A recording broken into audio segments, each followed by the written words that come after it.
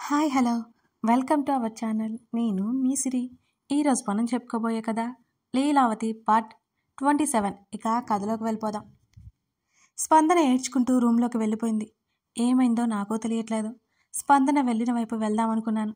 ఒక అడుగు వేసానో లేదో నా చెయ్యి పట్టుకుని ఆపి వద్దన్నట్టు నా వైపు చూశాడు రౌద్ర. ఎందుకో నాకు అర్థం కాలేదు.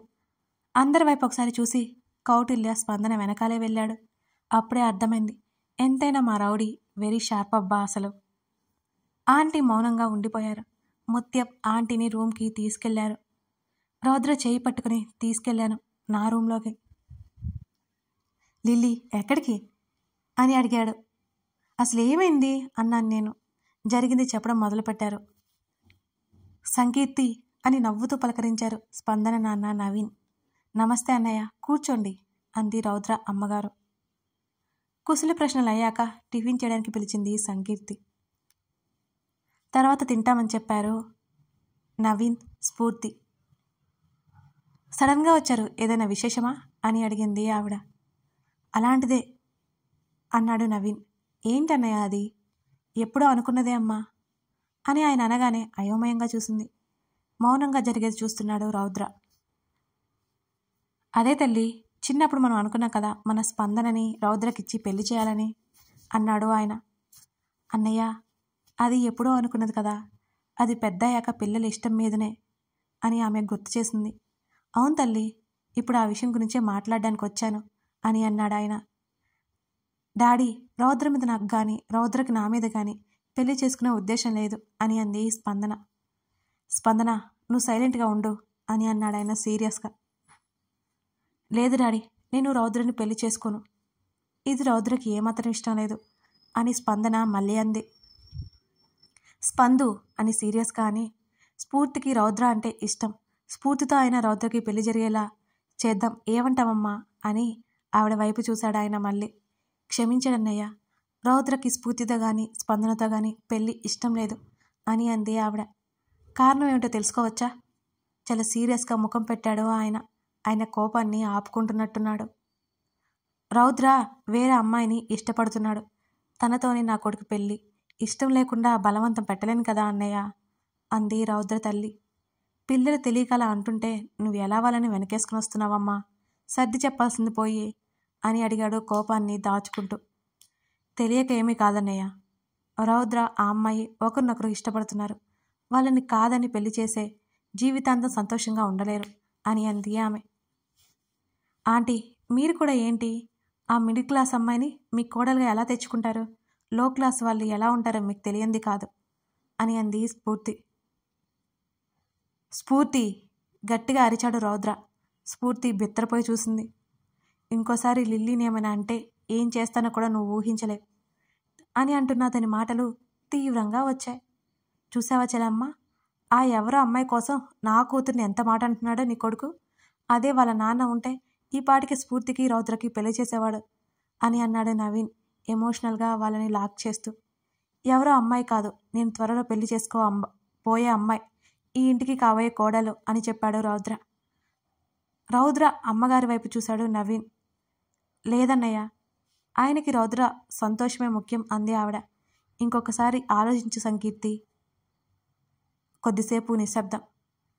సంకీర్తి, ఏం ఆలోచించావమ్మా అని అడిగాడు.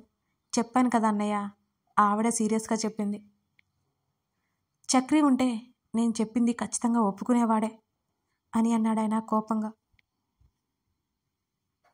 మీరు పొరపాటు పడుతున్నారు అన్నయ్య, ఆయన ఏం చేసినా పిల్లల మంచి కోసమే చేస్తారు అంతే సీరియస్గా చెప్పింది ఆవిడ. మీ నిర్ణయం ఇక మార్చుకోను అంటారా అని అడిగాడు మరోసారి. అవును, స్థిరంగా చెప్పింది ఆవిడ కూడా. జరిగింది మొత్తం లిల్లీతో చెప్పాక ఇక తర్వాత జరిగిందంతా నువ్వే చూసావుగా అని చెప్పడం ముగించాడు రౌద్ర. ఓ, అదా మ్యాటరు. మీ అంకుల్కి ఏమైనా పిచ్చా? ఇష్టం లేదంటుంటే పెళ్లి చేద్దామంటాడు అని అన్నాను నేను. అదే కదా చెప్పేది. అమ్మ సమాధానం కరెక్ట్గానే చెప్పింది అన్నాడు రౌద్ర. ఎంతైనా మా అత్తయ్య చాలా మంచివారు. నువ్వు ఉన్నావు, పెళ్లి గురించి చెప్పలేదుగా అసలు అన్నాను నేను. నేనేం చెప్పనమ్మా, మాట్లాడుతుంది కదా అన్నాడు రౌడీ. అయినా నా మీద నీకు ప్రేమ తగ్గిపోయింది అన్నాను నేను ముఖం ముడుచుకొని. నిజంగానే నీకు క్రాక్ కదా? రౌద్ర అదోలా చూస్తూ అన్నాడు నన్ను. అదిగో మళ్ళీ నన్ను అంటున్నావు నువ్వు అని ఏడుపు మొహం పెట్టాను నేను. లేకపోతే పిచ్చి పిచ్చిగా మాట్లాడతావు. ఒక్కోసారి నిజంగానే మెంటలా నీకు? ఇంకోసారి ప్రేమ తగ్గిపోయింది అన్నావంటే ఆ క్షణమే నీ మెడలో తాళి కట్టేస్తా. తను సీరియస్గా వార్నింగ్ ఇచ్చాడు. బాబోయ్, అంత పని చేయకు. నా పెళ్లి చాలా గ్రాండ్గా జరగాలి అని నాకు కోరిక ఉంది. నువ్వు అలాంటి పనులు చేసావనుకో నా వల్ల కాదు బాబు డైజెస్ట్ చేసుకోవడం. అసలే నా పెళ్లి చాలా గ్రాండ్గా జరగాలని ఎప్పుడూ అనుకుంటాను అని బ్రతిమాలుతూ తనతో చెప్పాను. నన్ను ఒక చూపు చూసి బయటికి వెళ్ళిపోయాడు రౌద్ర. నువ్వెప్పుడూ ఇంతే, తనని ఇరిటేట్ చేస్తావు అని నా ఇన్నర్ వాగిపోయింది మరి. అయ్యో అనుకుని తల పట్టుకుని రౌడీ వెనక్కి వెళ్ళాను నేను. స్పందన, కౌటిల్య మాటలు వినిపించే బయటికి.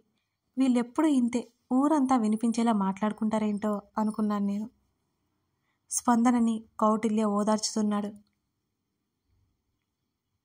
పాపం స్పందన ఏడుస్తోంది. ఇక నేను నిట్టూర్చి రౌద్ర దగ్గరికి వెళ్ళాను. తను అప్పటికే బయటికి వెళ్ళిపోయాడు. టిఫిన్ చేయలేదు నువ్వు అని అరిచాను నేను వెనక నుంచి. ఆకలిగా లేదు అన్నాడు తను. ప్లీజ్ కొంచెం తిందాం అన్నాను తనకి ఎదురుగా వెళ్ళి నిలబడి. వద్దు లిల్లీ, బయటికి ఒక్కదానివే వెళ్ళకు అని చెప్పాడు నాకు. తను డ్రైవింగ్ సీట్లో కూర్చున్నా తన పక్కన కూర్చున్నాను నేను. నువ్వెక్కడికి అని అన్నాడు తను నన్నే సీరియస్గా చూస్తూ. ప్లీజ్ నేను వస్తాను నీతో పాటు. సరే అన్నాడు కొంతసేపు ఆలోచించిన తర్వాత. కారులో మౌనంగా ఉన్నాడు. నాకు ఏడుపు వస్తుంది అన్నాను నేను. ఎందుకు? నువ్వేంటి ఇంత సైలెంట్గా ఉన్నావు అని అడిగాను నేను ఊరుకోకుండా. నేను ఎప్పుడు ఇంతే కదా అన్నాడు తను. అవునా, తను ఎప్పుడు ఇంతేనా? మరి నాకేంటి అలా అనిపించడం లేదు? ఆలోచించాను కొంత సమయం. ఆ నవీన్ అంకుల్ రావడం వల్ల రౌద్ర సీరియస్గా ఉన్నాడేమో అని నాకు అర్థమైపోయింది. నువ్వు స్పందన గురించి చెప్పిన దాంట్లో ఏదో లింక్ మిస్ అయింది అన్నాను నేను.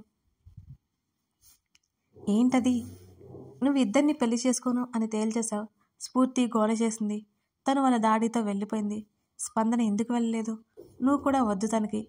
వాళ్ళ డాడీతో పోకపోవడానికి కారణం ఏంటి అని అడిగాను ఆలోచిస్తున్నట్టు ముఖం పెట్టి. ఓ అదా, కౌటిల్యకి స్పందనిచ్చి పెళ్లి చేయడానికి అంకుల్ ఒప్పుకోలేదు. చాలా బ్రతిమాలింది అంకుల్ని. కౌటిల్య కూడా అడిగాడు. ఇంతకుముందు కౌటిల్య అంటే ఇష్టమే అంకుల్కి, కానీ ఇప్పుడు ఎందుకో కానీ వాడి మీద కోపంగా ఉన్నాడు అని అన్నాడు రౌద్ర.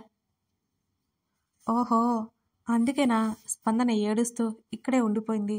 పాపం, తనకి కౌటిల్య అంటే చాలా ఇష్టం కదా అన్నాను నేను. ఓహ్, కానీ అంకుల్ ఎందుకు మారిపోయాడో అర్థం కావట్లేదు అని అన్నాడు రౌద్ర. నేను కూడా తెగ చించేశాను. ఏదో వెలిగింది నాకు. అవును, స్ఫూర్తి ఉంది కదా, వేస్ట్ మొహంది. ఖచ్చితంగా ఏదో చేసి ఉంటుంది. అసలే తనకి కౌటిల్య అంటే నచ్చదు కదా. ఆ విషయం నాకు గుర్తుకొచ్చింది. కన్ఫామ్గా అదే అని డౌట్ కొడుతోంది నాకు. ఆ చుంచుముఖం చుప్పనాతి పని అయి ఉంటుందని బలంగా అనిపిస్తోంది. ఆ విషయం రౌద్రతో చెప్పాలి అనుకున్నాను నేను.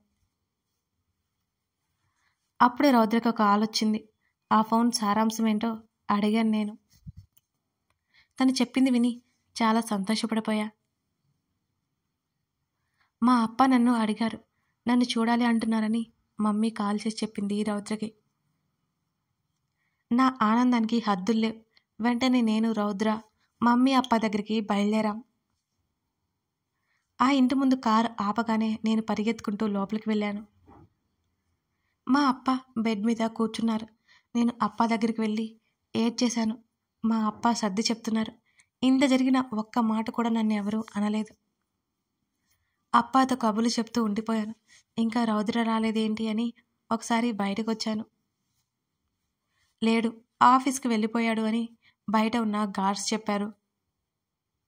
నేను ఉసూరుమంటూ లోపలికి వెళ్ళాను. అసలే తనేం తినలేదు. లిల్లీ ఏమైందిరా అని అడిగారు అప్ప. నా ముఖం ఎందుకలా అయిపోయిందో కనిపెట్టినట్లున్నారు. ముసిముసిగా నవ్వుకుంది మా మమ్మీ. అప్ప, మీతో నేను ఒక విషయం చెప్పాలి. నేను తలదించుకొని చెప్పాను. ఏంటది? రౌద్ర రౌద్ర తెలుసు కదా మీకు, తను మా బాస్ అన్నాను అప్ప వైపు చూస్తూ. హా తెలుసు. అయితే అది అది తను నేను అంటూ ఇంకా ఏం చెప్పలా తెలియట్లేదు నాకు.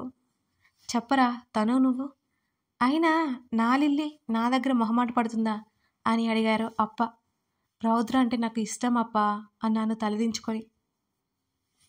ఆ విషయం చెప్పడానికి ఇంత టెన్షన్ పడ్డావు ఎందుకు లిల్లీ అని అడిగారు నవ్వుతూ. అంటే అప్ప మీకు రౌద్ర అంటే ఇష్టమేనా అని అడిగాను లోపల తెగ సంతోషపడిపోతూ. ఓ చాలా నా తల నిమిరారు.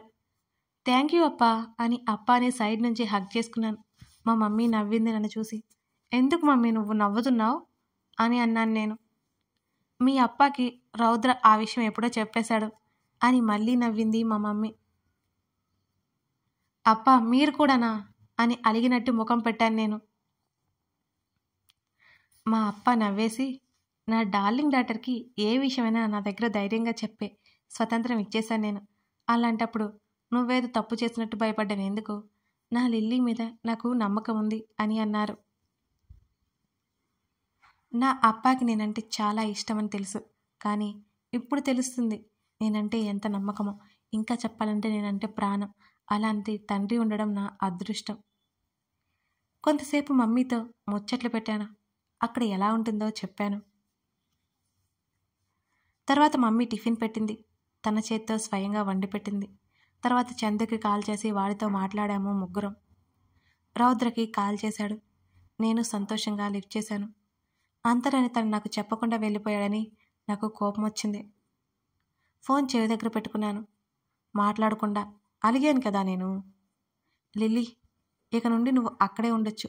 ఇంకో వారం తర్వాత మీ ఇంటికి కూడా వెళ్ళిపోవచ్చు. నాకు ఇంపార్టెంట్ వర్క్ ఉంది, ఉంటాను అని నాకు మాట్లాడే అవకాశం ఇవ్వకుండా కాల్ కట్ చేశాడు రౌద్ర. షాక్లో ఉన్నాను నేను. నా కళ్ళు బాతుగుడ్లా బయటకు వచ్చాయి తనిచ్చిన షాక్కి. ఇలాంటి సడన్ షాక్ తగిలితే అంతే కదా మరి. లీలావతి కొనసాగుతోంది. నన్ను ప్రోత్సహిస్తున్న ప్రతి ఒక్కరికి ధన్యవాదాలు. అలాగే మీకేమనిపించిందో కామెంట్ చేయడం మర్చిపోకండి. ఇప్పుడు లిల్లీ రియాక్షన్ ఎలా ఉంటుందో రౌద్ర మీద. నచ్చితే లైక్ చేయడం అస్సలు మర్చిపోకండి. అలాగే మన ఛానల్ ఇప్పుడే చూస్తున్నట్టయితే సబ్స్క్రైబ్ చేసుకొని ఒక లుక్ వేయాలని మనవి.